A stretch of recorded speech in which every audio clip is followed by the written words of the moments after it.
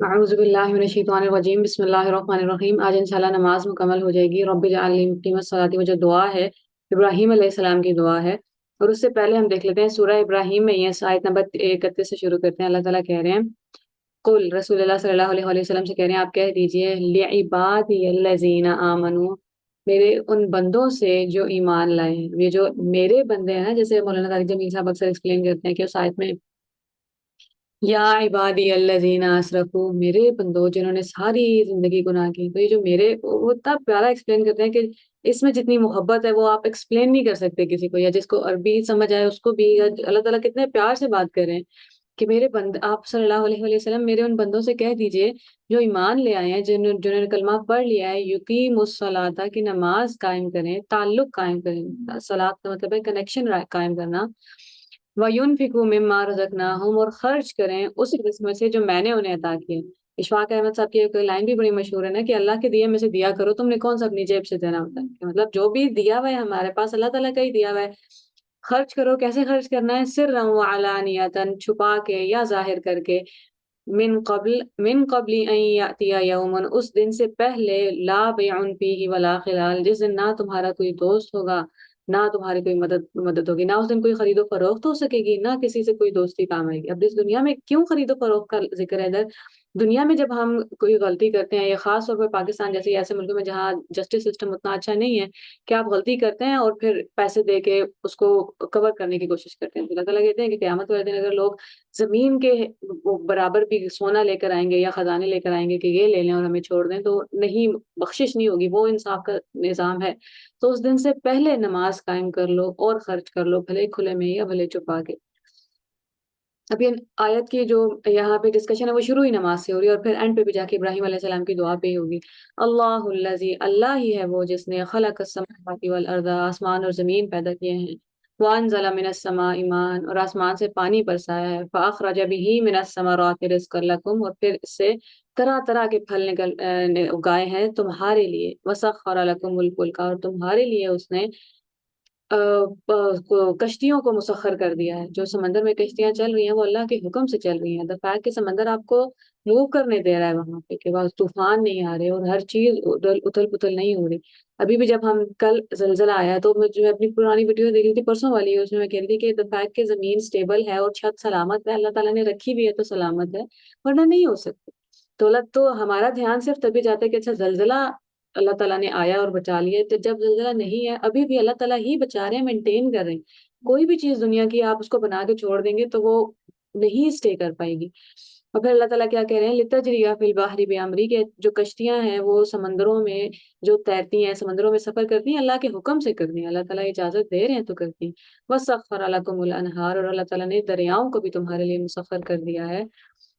مسخر، مسخر کرنے کا مطلب کیا ہے؟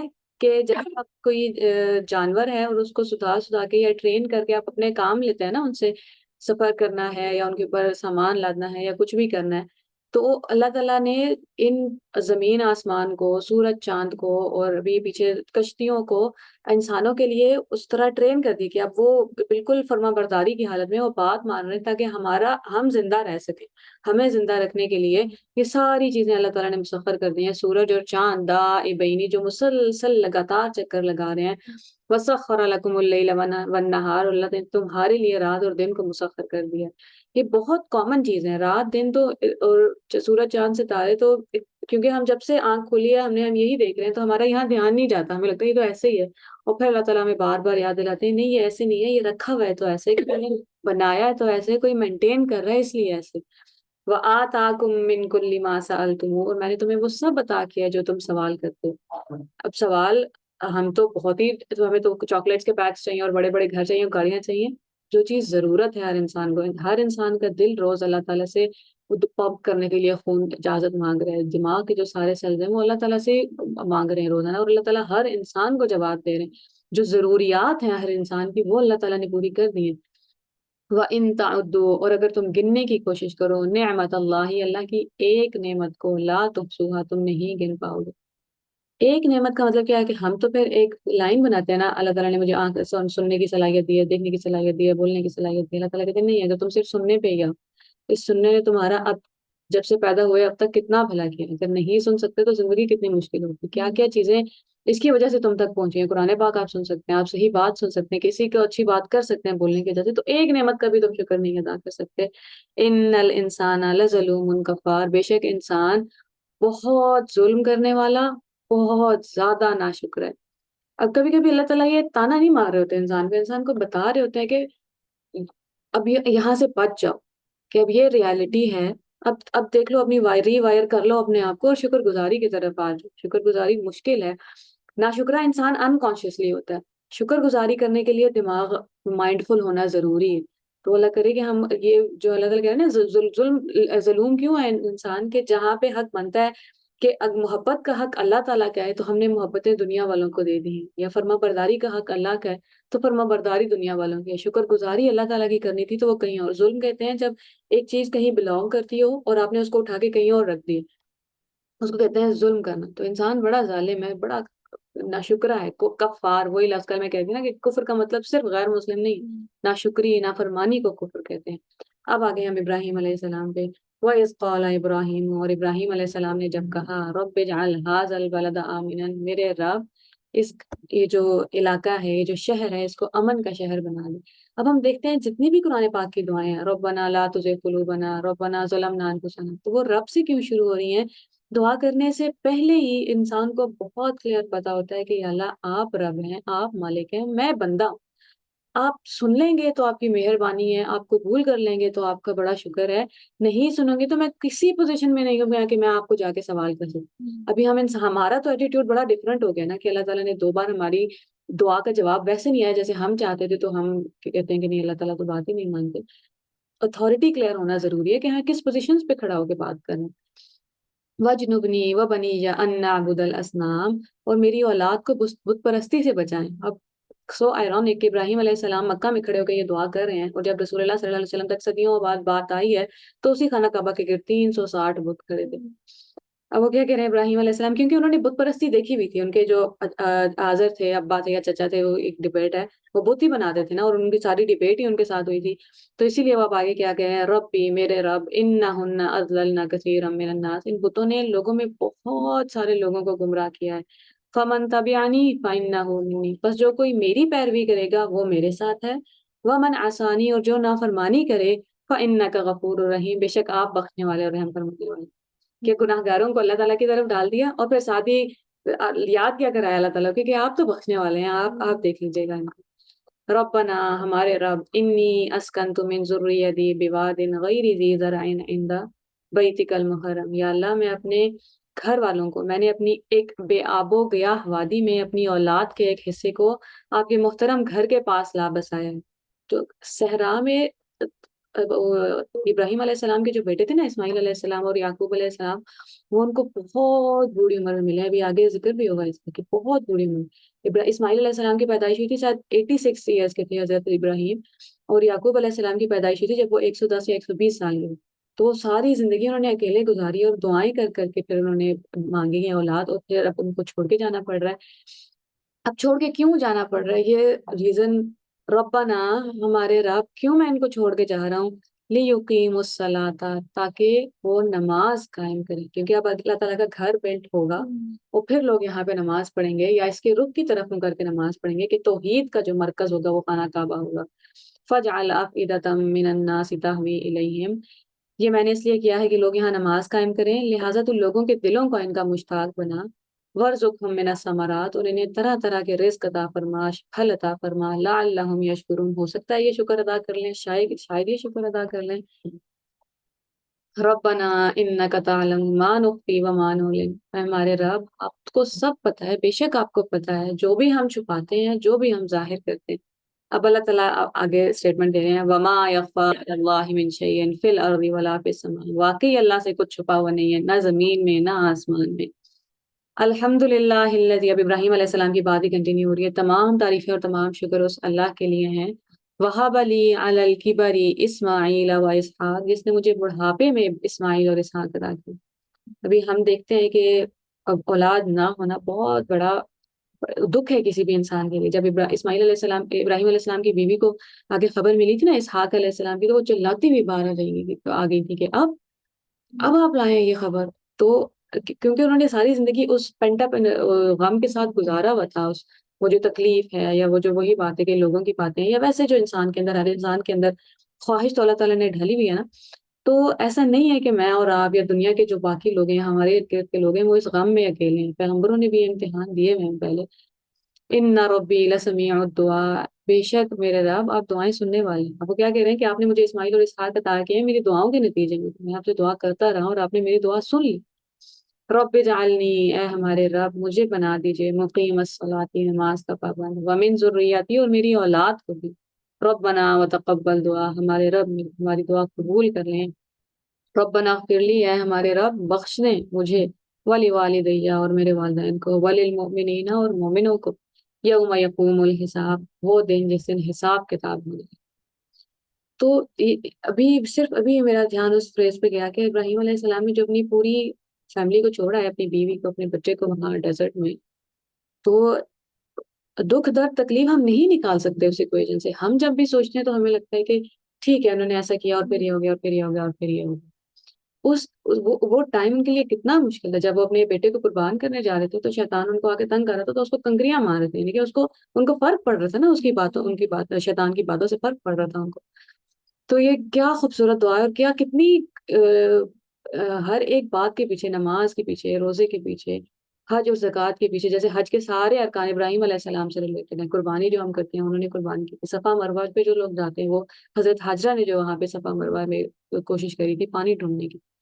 تو ہر ایک چیز کے پیچھے کتنی بڑی ہسٹری ہے، اور کتنا درد ہے اور کتنی تکلیف. اور ابھی میں نے یہ ساری آیتیں اس کو اس لیے پڑھی ہیں کیونکہ ابھی رمضان کا مہینہ آ رہا ہے. اور رمضان کو اللہ تعالیٰ جب قرآن پاک میں ڈسکرائب کرتے ہیں تو کہتے ہیں شہر رمضان الذی انزل فیہ القرآن. رمضان وہ مہینہ ہے جس میں میں نے قرآن نازل کیا. تو رمضان کی سیلیبریشن ہی اس لیے ہے کہ قرآن پاک کی وجہ سے. تو اب جب بھی قرآن پاک پڑھتے ہیں نا، قرآن پاک میں ایک دفعہ اللہ تعالیٰ نے نہیں کہا کہ قرآن پاک پڑھ لو تاکہ تمہیں ثواب مل جائے، یا قرآن پاک پڑھ کے اپنے مردوں کو بخش دیا کرو. اچھی بات ہے، وہ سب ٹھیک ہے، لیکن مقصد جو اللہ تعالیٰ کہہ رہے ہیں کہ ہدی للناس ہے، یہ لوگوں کے لیے ہدایت ہے. وبینات من الہدی والفرقان، اس میں بڑی واضح واضح بات ہے اور بڑا فرق کر دینے والی بات ہے کہ یہ صحیح ہے اور یہ غلط ہے، یہ ہو سکتا ہے اور یہ نہیں ہو سکتا، یہ ایکسیپٹیبل ہے، یہ ان ایکسیپٹیبل ہے. تو ہمیں وہ کیسے پتا چلے گا؟ ہم نے اپنے گھروں پہ کمپٹیشن لگا لیے ہیں کہ قرآن پاک اتنا پڑھنا ہے اور اتنا پڑھنا ہے، اور رسم رہ گئی ہے قرآن پاک کی کہ تراویوں میں آپ 100 لوگ پیچھے کھڑے ہیں ایک دن پہلے دن، اور پھر آہستہ آہستہ آخری تراویح میں وہ 10 کیوں ہو جاتے ہیں؟ پہلے دن اگر 100 آئے ہیں تو آخری دن تو پھر 500 اور 600 تک لوگ پہنچنے چاہیے تھے. کہ ہمیں عربی آتی ہوتی یا نہیں بھی آتی تو ایک تراویح سے پہلے تھوڑا سا قرآن پاک کو ایکسپلین کر دے. اور پھر اس کے بعد، کیونکہ ابھی رمضان شروع ہونے والا ہے، تو ہم سب کو ابھی یہ نیت بنانی ہے کہ یا اللہ، سب سے پہلی بات کہ مجھے اس مہینے میں زیادہ سے زیادہ قرآن پاک سے قریب ہونا ہے، کیونکہ قرآن پاک سے میں قریب ہوں گا تو میں آپ سے قریب ہو جاؤں گا اللہ تعالیٰ. کہ جب بھی ہم اللہ تعالیٰ سے دور ہو کے آئے ہوئے ہیں نا روح، تو جب ہم دور ہوتے ہیں کسی سے تو بات تو کر سکتے ہیں، کم از کم بات کرنے کا دل کرتا ہے. تو اب ہم اللہ تعالیٰ سے بات کیسے کریں گے؟ قرآن پاک کے تھرو. تو اس رمضان اللہ کرے کہ اگر میں بھی اور آپ سب بھی یہ سوچیں کہ یا اللہ میں نے اس رمضان آپ کی بات زیادہ سمجھنی ہے. اور ہمیں جب صرف ترجمہ سننا کافی نہیں ہے، کوئی ہو جو ایکسپلین کرو. اور یوٹیوب پہ بے تحاشا ویڈیو، آپ جب صرف جا کے لکھیں کوئی بھی سورہ کا نام لکھیں اور آگے لکھیں تفسیر، اردو تفسیر ڈاکٹر اسرار احمد کی ہے، ڈاکٹر عبدالسمیع کی ہے، استاد نعمان علی خان کی ہے، اور ڈاکٹر عائشہ خالد ہیں، اور ڈاکٹر ہانیہ سم تھنگ نام ہے شاید، وہ میں بھول رہی ہوں. تو بے تحاشا آپ کو تفسیر آپ لکھیں تو آپ کو مل جاتی ہیں. تو کوئی ایکسپلین کر رہا ہو، کیونکہ آپ جیسے پہلے اس پارے میں ہی بنی اسرائیل کی ہسٹری ہے. پہلے اس بارے میں 3 سٹوریز ہیں. پہلے اللہ تعالیٰ انسان کو سٹوری بتاتے ہیں آدم علیہ السلام کی کہ آپ سے غلطی ہو سکتی ہے، آپ سوری بولیں گے بات کلیئر ہو جائے گی. پھر اللہ تعالیٰ بتاتے ہیں بنی اسرائیل کی سٹوری کہ آپ غلطی کری کی ہے، پوری نیشن نے معافی نہیں مانگی، تو پھر آپ کس طرح ریجیکٹ ہوں گے. پھر ابراہیم علیہ السلام کی سٹوری سنائی ہے کہ نہیں، آپ اتنے اعلیٰ درجے پہ بھی ہو سکتے ہیں کہ آپ سے ساری زندگی غلطی ہوئی نہیں ہے، کہ آپ سے اللہ تعالیٰ نے جو امتحان لیا آپ نے اس میں پاس کر دیا. تو اب 3 آپشن ہیں آپ کے پاس، آپ نے جو بھی امتحان دینا ہے آپ تیار ہو جائیں. جو بھی آپ سے سینیریوز ہیں کہ معافی مانگ لیں گے تو بھی کوئی بات نہیں ہے، پھر سلیٹ خالی ہو جائے گی، یا پھر آپ ہمیشہ ہی کامیاب ہوتے رہے سارے امتحانوں میں. اگر بنی اسرائیل کا راستہ اختیار کیا کہ غلطی ہو رہی ہے اور معافی نہیں مانگ رہے، تو پھر جس طرح پھر اللہ تعالیٰ ان کو ریجیکٹ کرتے ہیں اور جو بھی ان سے بات کرتے ہیں. تو کوئی ایکسپلینیشن ہونا، یہ بات ہمیں سمجھ آئے کہ قرآن پاک کی جو آڈینس ہے وہ بڑی ڈفرینٹ ہے. ہر بات قرآن پاک میں مجھ سے نہیں ہو رہی، ہر بات مسلمانوں سے نہیں ہو رہی. کبھی آڈینس ہے یہ بنی اسرائیل سے بات ہو رہی ہے جب اللہ تعالیٰ کہہ رہے ہیں یا بنی اسرائیل. کبھی یا اہل کتاب سے بات ہو رہی ہے، یہودیوں سے اور عیسائیوں سے ایک ساتھ بات ہو رہی ہے. کبھی صرف کافروں سے بات ہو رہی ہے یا مشرکوں سے بات ہو رہی ہے، پھر کبھی صرف مسلمانوں سے بات ہو رہی ہے یا ایھا الذین آمنوا۔ تو ہر آیت میں سبق میرے لیے ضرور ہے، لیکن ہر آیت کی آڈینس میں نہیں ہوں، کیونکہ جب کبھی کبھی لوگ قرآن پاک پڑھتے ہیں نا اور انہیں بات سمجھ نہیں آ رہی ہوتی، تو قرآن پاک سے دور بھی قرآن، جیسے اللہ تعالیٰ نے کہا ہے کہ قرآن پاک لوگوں کو ہدایت دیتا ہے اور گمراہ بھی کرتا ہے، پھر وہ پوری آیت ہے اگلی، گمراہ کنہیں کرتا ہے؟ جنہوں نے رسی اللہ کی چھوڑ دی ہوتی ہے، جو فساد کرتے ہیں دنیا پہ، پھر انہیں گمراہ کرتا ہے۔ تو ہمیں یہ بات بڑی کلیئر، جیسے اب ایک بہت فیمس وہ اسٹوری سناتے ہیں استاد، کہ ایک لڑکی تھی، اس نے کہا کہ میں نے اسلام چھوڑ دیا ہے۔ وہ کچھ کیوں چھوڑ دیا ہے؟ کیونکہ سورہ رحمان میں جہاں اللہ تعالیٰ اتنا محبت کا ذکر کر رہے ہیں، وہاں پہ عذاب کی آیت کیسے آ گئی ہے؟ تو اللہ تعالیٰ اتنے سخت کیوں اور اتنے غصے میں کیوں ہے؟ کیونکہ آپ کو پتہ نہیں ہے کہ سورہ رحمان 10 سال بعد نازل ہو رہی ہے، جب لوگوں نے طرح طرح کے ظلم کیے ہیں رسول اللہ صلی اللہ علیہ وسلم کے اوپر، مسلمانوں کے اوپر جو کر سکتے تھے وہ کر چکے ہیں۔ شدید غصے میں اللہ تعالیٰ کہ میں آپ سے ہر بات، ہر آرگیومنٹ، ہر ساری دلیلیں منطقیں پوری ہو چکی ہیں، اب تو عذاب آنا بنتا تھا، اور وہاں اللہ تعالیٰ بات شروع کریں الرحمن علم القرآن، رحمان نے قرآن سکھائے۔ اور وہ جہاں پہ وہ سزا کی آیت ہے، جہنم کی آیت ہے سورہ رحمان میں، اس سے اگلی آیت نہیں پڑھی آپ، جہاں پہ اللہ تعالیٰ کہہ رہے ہیں کہ جو لوگ اللہ سے ڈر گئے ہیں، پھر اللہ تعالیٰ نے ان کو خوشخبری سنا دی کہ اگر اللہ تعالیٰ ابھی مجھے نہ بتائیں جہنم کتنی بری جگہ ہے، اور قیامت والے دن میں اٹھوں اور میں کہوں یا اللہ یہ تو ناانصافی ہو گئی، مجھے تو پتہ ہی نہیں تھا، وہ ناانصافی ہے، یا اگر ابھی اللہ تعالیٰ نے بار کھلا کھلا بتا دیا ہے کہ اتنی ہارفائنگ ہے، اتنی ایک ایک ڈسکرپشن کی، وہاں پہ لوگ کانٹے کھا رہے ہوں گے اور پیک پی رہے ہوں گے، اور آگ ہے اور عذاب ہے، نہ بتائیں تو ہم ڈریں گے، پھر تو ہم جنت اور جہنم کو برابر لے لیں۔ لیکن اللہ تعالیٰ بار بار آ کے کہتے ہیں کہ جنت والے لوگ جہنم والوں جیسے نہیں ہیں۔ کیا اندھا اور دیکھنے والے برابر ہو سکتے ہیں؟ کیا وہ جو سن رہا ہے اور جو نہیں سن رہا برابر ہو سکتے ہیں؟ تو اللہ تعالیٰ نے بہت ڈسٹنکٹ بتا دیا ہے کہ اس لیے آپ جہنم کو کم از کم مسلمان مذاق نہیں لے سکتا، جس طرح اللہ تعالیٰ نے اس کو ڈسکرائب کیا ہے۔ تو ہمیں قرآن پاک سمجھنا ہے، اگر کوئی خود سے ترجمہ پڑھ رہا ہے تو اس کو اپنا وہ مائنڈ کھلا رکھنا پڑے گا کہ ایک آیت کے پیچھے بہت بڑی بڑی ہسٹری ہے، کہ کون سے موقع پہ کون سی آیت نازل ہو رہی ہے، تو اس کے لیے کسی استاد کا ہونا ضروری ہے۔ اب وہ استاد ہم اپنے گھر میں بیٹھے ہوئے خود ڈھونڈیں گے یوٹیوب کے اوپر، کیونکہ میں ہو سکتا ہے جن لوگوں کے نام لے رہی ہوں آپ سے وہ کنیکٹ نہ کریں، تو آپ پھر سرچ کریں، ابھی ہو سکتا ہے کل روزہ، ہو سکتا ہے نہ ہو، تو ٹائم نکال لیں، آدھے گھنٹے میں آپ کو مل جائے گا کوئی ایسا انسان جس کی بات آپ کے دل کو سمجھ آ رہی ہے، جس کی بات آپ کے دماغ میں جا رہی ہے۔ تو ایکسپلینیشن بڑی ضروری ہے، بغیر ایکسپلینیشن کے، اور یہ بھی نہیں سوچنا کہ اس رمضان میرا پورا قرآن پاک مکمل ہو جائے گا۔ میں نے جب قرآن پاک کی ٹرانسلیشن سٹارٹ کی تھی تو 1.5 سال لگا تھا مکمل کرنے میں، صرف ترجمہ، کوئی ایکسپلینیشن زیادہ نہیں تھی اس میں، صرف یہ تھا کہ اچھا یہ والی آیت کس موقع پہ نازل ہو رہی ہے، اتنی ایکسپلینیشن میں 1.5 سال لگے۔ اور اللہ تعالیٰ نے تو قرآن پاک نازل کرنے میں 23 سال لے لیے ہیں، تو ہمیں کس بات کی جلدی ہے؟ بس یہ دیکھنا ہے کہ یا اللہ میں روز وقت دوں قرآن پاک کو، اور سمجھنے کے لیے کہ مجھے آپ کی بات سمجھ آئے اللہ تعالیٰ، کیونکہ عربی بڑی ضروری ہے، اس سے زیادہ ضروری کچھ ہے ہی نہیں، کہ جب آپ صرف ترجمہ جسٹس نہیں کر سکتا، لیکن صرف عربی بھی کافی نہیں ہے اگر ہم ساری زندگی صرف عربی پہ ہی گزارا کرتے رہیں۔ تو اللہ کرے کہ یہ جو رمضان ہے یہ ہم زیادہ سے زیادہ نیکیاں کما سکیں، زیادہ سے زیادہ کنیکٹ کر سکیں اللہ تعالیٰ کے ساتھ، اور زیادہ سے زیادہ اللہ جنت کو، جہنم کو، اللہ تعالیٰ کو، رسول اللہ صلی اللہ علیہ وسلم کو جان سکیں۔ جتنا زیادہ جانیں گے، جتنی زیادہ انفارمیشن ہوگی، پھر اتنا ہی زیادہ زندگی ہمارے لیے آسان رہے گی۔ اتنی خوبصورت آیت میں پڑھ رہی تھی، کوئی بچہ پڑھ رہا تھا اور وہ تھا کہ دنیا کی زندگی تو یوز کرنے کے لیے میں نے تمہیں دی تھی، استعمال کرنے کے لیے چیزیں دی تھی، اللہ تعالیٰ کے پاس تو باقی رہنے والی چیزیں ہمیشہ اور بہتر ہیں اس سے، تو تم نے کیوں گھاٹے کا سودا کر لیا؟ تو کتنے پیار سے اللہ تعالیٰ سمجھا رہے ہیں اور ڈسکرپشن دے رہے ہیں، اور یہ والی آیت جہاں سے شروع ہوئی ہے کہ اے میرے بندو نماز قائم کرو، تو جب میرے بندے ہی اللہ تعالیٰ نے کہہ دیا کہ ایمان لے آئے ہو، تو بڑے پیار سے، یعنی کہ ہم بھی اپنے بچوں کو یہ نہیں کہتے کہ بیٹا نماز پڑھ لو، کہ اچھا نہیں جو بھی ہمارے طریقے ہیں، تو اللہ تعالیٰ کتنے پیار سے کہہ رہے ہیں۔ تو اللہ تعالیٰ ہماری عبادتیں قبول کرے، ہماری استغفار قبول کرے، کہ ہمیں کبھی بھی اپنے آپ سے ہمیشہ پر امید رکھیں، ہم کبھی بھی اللہ تعالیٰ کی ذات سے نا امید نہ ہو جائے۔ السلام علیکم۔